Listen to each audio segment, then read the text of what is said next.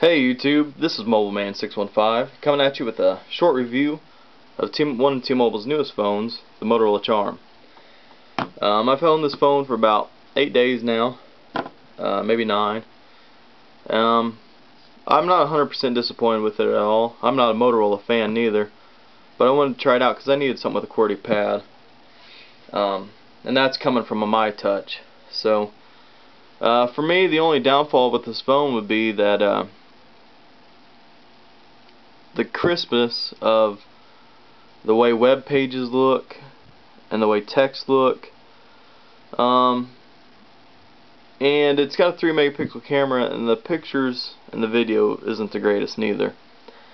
But for a little messaging phone, if you text a lot and you need that keypad, it's going to do just fine. This is not an unboxing by any means, but I'll show you what comes in the box. Of course, you get your box. Nothing special. The phone does have a 3.5mm headphone jack. So here's those headphones they give you, the Motorola branded. Haven't used them, so I can't tell you how good the quality is. You get your charger. It's USB to mini USB, and if you've used newer phones like the MyTouch, you know that just doubles as your data cable or your charging cable.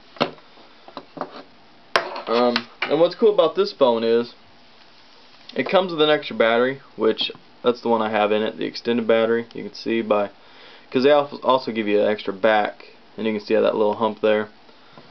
And of course, you got your regular battery and your regular back. The extended battery is pretty good.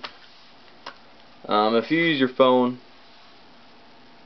even moderately heavy, I'd probably just go ahead and stick with the extended battery right out the gate and use your regular battery just for a backup if you need it.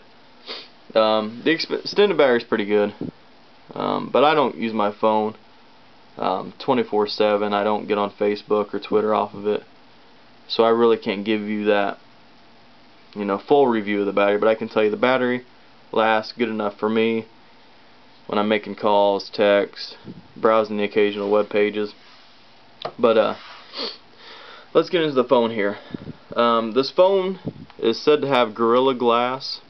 It's a capacitive touchscreen, but the Gorilla Glass is supposed to be unscratchable. That's what I read, that's what I heard. I'm not going to try it, but I'll just take their word for it, I guess. QWERTY keypad, and you got these touch buttons here, back, home, menu, and on the top you got your power key, which doubles as a lock key, your 3.5mm headphone jack. On the right hand side you just got your little lanyard spot there. On the bottom you got your little mic, and then on your left hand side you got your mini USB, that's where you charge it, and your volume rocker. And then on your back you got 3 megapixel camera and your backtrack pad. Now what the backtrack pad does is you can navigate web pages and your 7 different home screens and your menu without touching your screen, without fingering it all up. It works pretty good. You really don't need it, to be honest, but it's more of a novelty, show-off item if anything. But I wouldn't say it was needed. But let's get in the phone a little bit here. You unlock it. Let's see, pull up on there. It does support live wallpaper. It's Android Marketplace. It's got the new Moto Blur. And that live wallpaper is cool. You can just touch it. So, but you got your contacts. Okay. You got your phone button. This little button here, the circle, you hit that, and that's your full-on menu of everything you got in the phone. Then you got your messaging, which is cool because I like the way it's set up. It looks like little chat bubbles, so I thought that was cool. You can also resize these widgets to however you want, big or small. Again, I don't have the Moto Blur set up, so I can't really show you how it interfaces with Facebook and Twitter and all that stuff. But I'll show you how the backtrack works. You just pull it. So yeah. It's also got pinch to zoom. I'll show you. You can pinch to zoom web pages, photos. I'll show you how it does on a photo. That's a picture of my dog. So you gotta make it big there, and that works really well. What else? That's pretty much about it.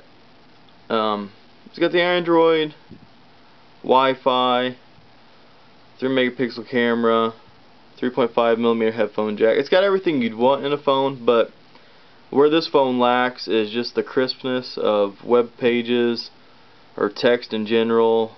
The camera and video. The video can be a little choppy. The camera's pretty good if you got light. Out of 10, I'd give this a 7. The phone all around, I'd give it a 7 out of 10. Motorola Charm, $269.99 without contract, $49.99 with a 2-year extension contract.